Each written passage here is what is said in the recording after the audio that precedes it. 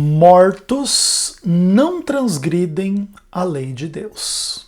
Eu sou Ezequiel Gomes, você está no canal Vem Senhor Jesus e hoje nós vamos continuar a nossa saga de respostas à TV Caminho Livre, nesse momento da série, falando um pouco da doutrina da depravação total em conexão com a suposta ausência de livre-arbítrio na natureza humana, de acordo com as convicções calvinistas, e dando algumas respostas bíblicas aí à luz dessas discussões. Então, como a gente viu no vídeo anterior, os calvinistas gostam muito de usar Efésios 2, verso 1, para dizer que a ideia ali de que as pessoas estavam mortas em delitos e pecados em algum momento da sua vida implica que o ser humano não tem livre-arbítrio, né? E aí a gente demonstrou no vídeo anterior que isso é falho por uma quantidade X de razões. Nesse vídeo eu gostaria de trabalhar uma ideia assim um pouco diferente, que basicamente tem que ver com o seguinte: se realmente a ideia aqui da morte espiritual, aqui em Efésios 2:1, tem por implicação que o ser humano não tem livre-arbítrio para crer, para escolher Deus, para tomar decisões espirituais, nessas coisas assim positivas, você obrigatoriamente teria que concluir que o ser humano também não tem poder para tomar decisões tipo de pecado, né, de fazer coisas erradas. Porque se você não tem livre-arbítrio para o bem, você também não tem livre-arbítrio para o mal. Até porque o livre-arbítrio, ele é exatamente essa capacidade que o ser humano supostamente tem, né, na visão não calvinista, de escolher entre o bem e o mal. Naturalmente, essa não é uma capacidade absoluta, né, mas é uma capacidade que dentro de certos limites os seres humanos precisam ter para poder até serem responsabilizados, por exemplo, no caso de escolherem coisas erradas e ruins. E aí poderiam ser acusados como pecadores e transgressores e aquela coisa toda, né? Inclusive, o próprio livre-arbítrio está pressuposto em Efésios 2, verso 1.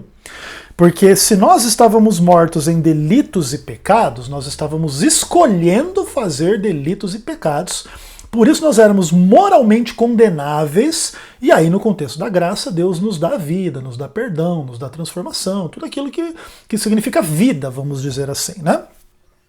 Então, a própria ideia de que os seres humanos, enquanto mortos, eles fazem delitos e pecados, não tira deles o livre-arbítrio, né? Porque senão, tudo aquilo que eles supostamente fazem como delito e pecado não é moralmente condenável, porque morto não toma decisões, não faz escolhas, né? Então, se as escolhas de pecado são moralmente condenáveis, então o ser humano é um pecador.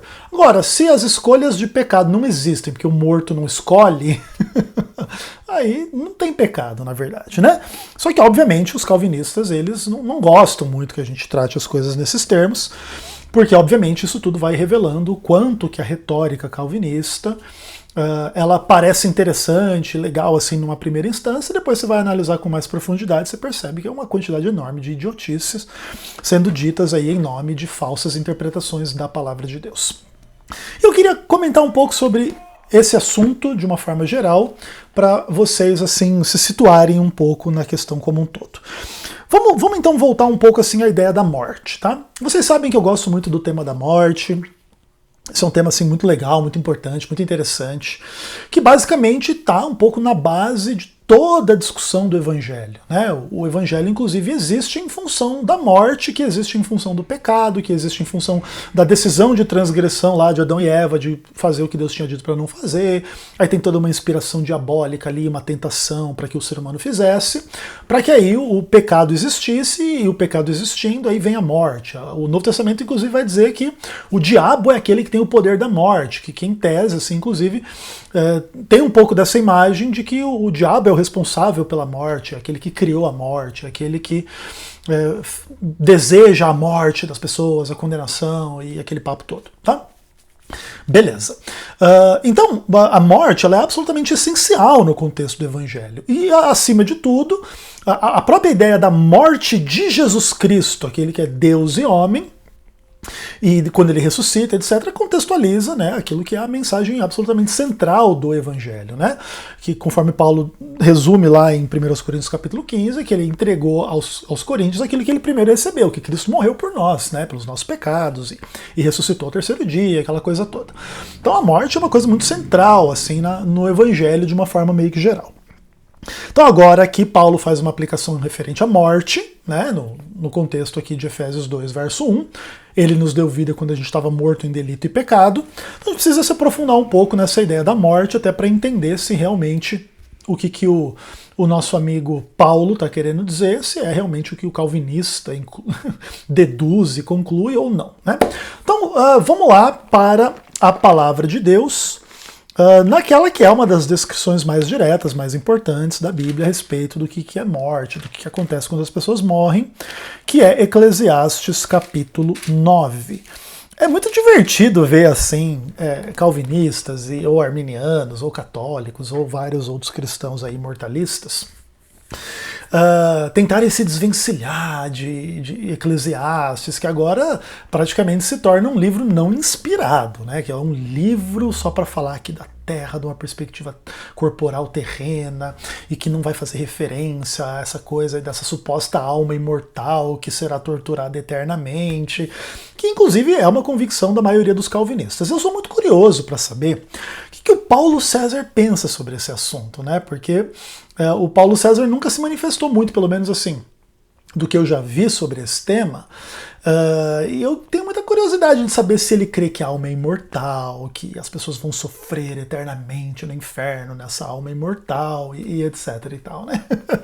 Acho que o Paulo César talvez também evite um pouco essa discussão, ou porque ele discorda da maioria dos calvinistas, ele não quer, ele ainda mantém uma visão meio adventista, e ele não quer atrair a animosidade dos seus novos amigos calvinistas, ou se porque realmente ele passou a crer nessas heresias e aí ele quer não dar assim munição pra gente ir em cima de um cara que agora vai crer que a alma é imortal, né, diante de um texto como esse que a gente vai ler aqui agora, né? O que acontece quando a pessoa morre?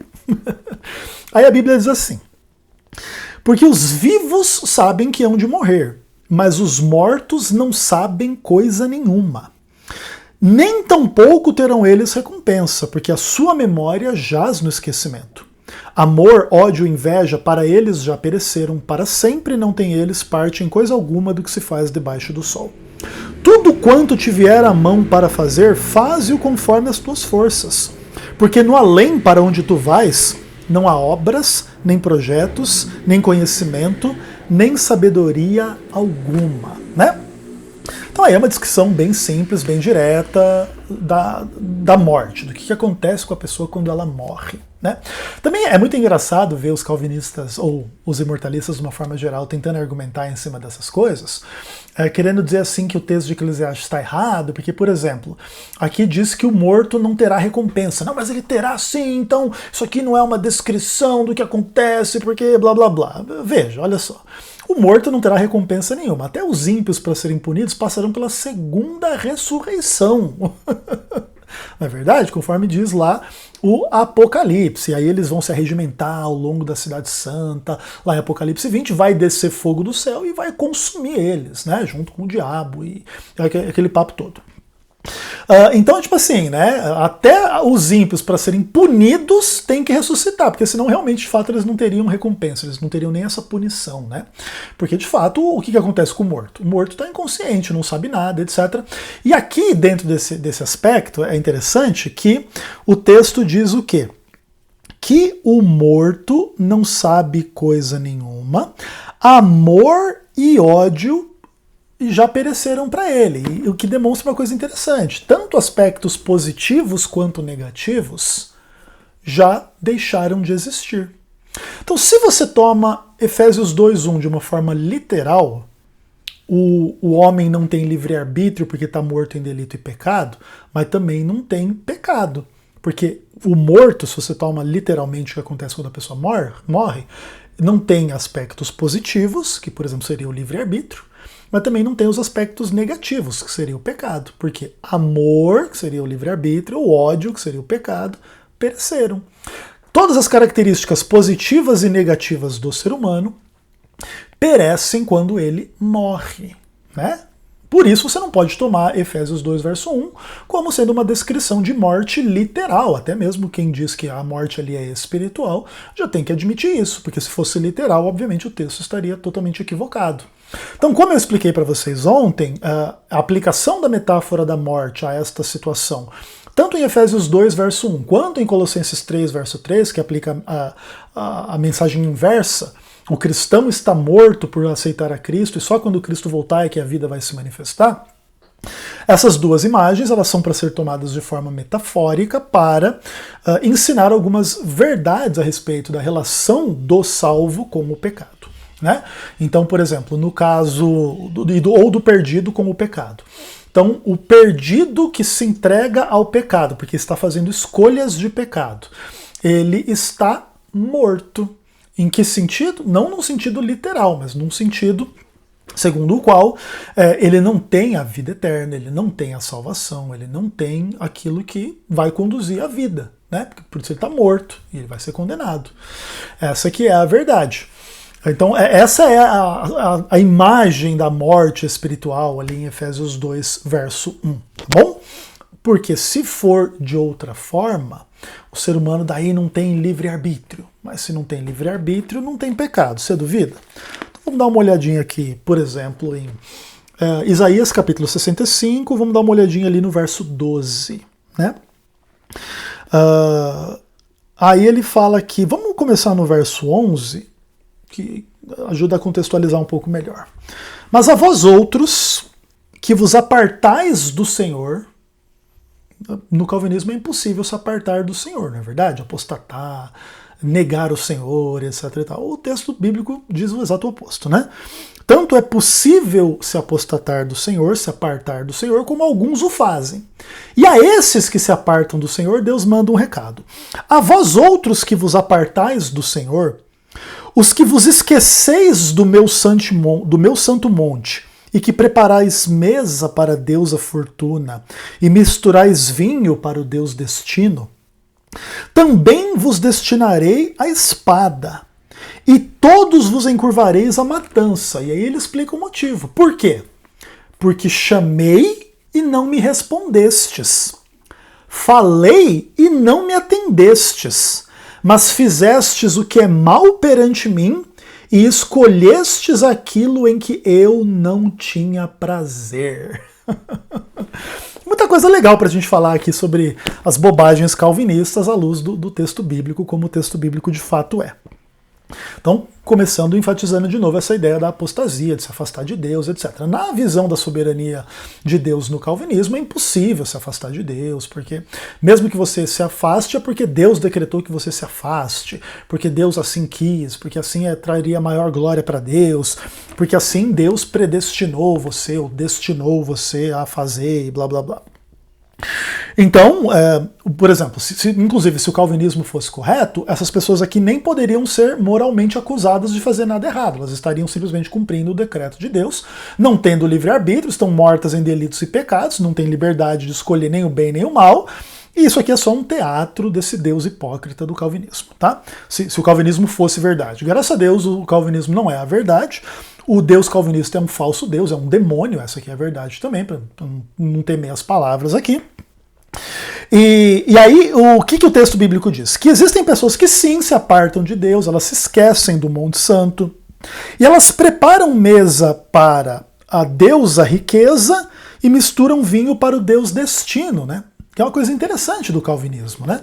O calvinismo tem um pouco dessa ideia do destino, da predestinação, visto de uma forma muito equivocada, né? A predestinação é um assunto bíblico, corretamente entendido, não tem nenhum problema com a doutrina da predestinação, mas nos moldes da compreensão calvinista, a doutrina da predestinação é uma heresia imunda e abominável, né? Volto a dizer, graças a Deus, a doutrina calvinista da predestinação não é a interpretação correta do que seja predestinação. Existe uma interpretação correta do que seja predestinação, e essa não é a interpretação calvinista. Então, esse pessoal, eles têm um pouco desse negócio, né, de misturar vinho, né, eles também gostam de beber, muitos deles, né, para esse Deus destino deles aí. E essa deusa fortuna também, né? Os calvinistas têm um pezinho assim nessa compreensão de teologia da prosperidade, ainda que não de forma grosseira, né? Não é uma teologia da prosperidade nesses moldes pentecostais ou neopentecostais. É uma teologia mais complicada, que tem que ver um pouco com a discussão entre católicos e evangélicos na Reforma Protestante, que os católicos eram mais gado, assim, e aceitavam a pobreza de uma forma mais tranquila, os protestantes eram um pouco mais críticos desse sistema papal e tinham um pouco mais essa ideia da livre iniciativa governamental, etc. Até por isso alguns países europeus aderiram ao protestantismo, que tinha uma visão mais moderna, mais atualizada, mais liberal aí dessas coisas, que fez com que muitos países protestantes enriquecessem, né, tipo a Suíça e muitos outros, né? Mas a Suíça é um dos grandes exemplos desse tipo de coisa, né? A mentalidade protestante vai ali e a cidade floresce, as pessoas trabalham pela bênção de Deus e ficam ricas, né? Tem bastante calvinista com boa condição financeira. Né? E é bem interessante aqui, né? É óbvio, eu não estou querendo dizer aqui também que o texto aqui foi escrito para os calvinistas, né? Óbvio que não. Mas é interessante discutir os conceitos calvinistas, a história calvinista, as ideias calvinistas à luz desse tipo de texto. Então os calvinistas não creem que ninguém se aparta do Senhor, aqui tem gente se apartando do Senhor. Os calvinistas têm um pouco dessa coisa da grana e do destino, que também está incluída aqui um pouco nessas imagens. E aqui vai ter gente destinada à espada. Deus então vai condenar essas pessoas. Por quê? Porque decretei que assim fosse, e assim é o meu bel prazer, porque assim eu tenho maior glória. É o que Deus diz? Não. Porque Deus chamou e a pessoa não respondeu. Ou seja, né, a relação entre Deus e essas pessoas aqui é uma relação sinergista. Deus faz a sua parte, ele chama. E ele espera que a pessoa responda. E se a pessoa não responder, ela pecou, ela errou. Ela escolheu aquilo em que Deus não tinha prazer. O prazer de Deus era que ele chamasse e a pessoa atendesse. Ele falasse e a pessoa respondesse. Mas não, essas pessoas preferiram fazer um mal diante dele. O que elas fizeram? Escolheram aquilo em que eu não tinha prazer, diz o Senhor. Olha que bonito, né? Então o que é o pecado? É escolher aquilo em que Deus não tem prazer. Mas o morto espiritual de Efésios 2:1 na cabeça do Paulo César e de outros aí não tem escolha.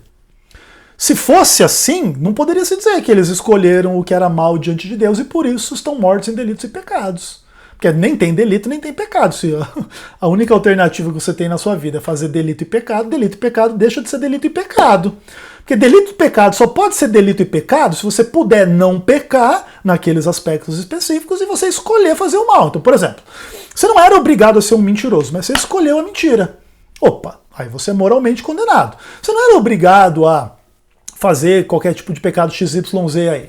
Mas aí você escolheu fazer esse pecado XYZ aí, se afastar de Deus, crer em heresia, enganos e blá blá blá. E você alimentou a sua alma com pecado, engano, transgressão, etc. Você escolheu essas coisas. Aí você será condenado.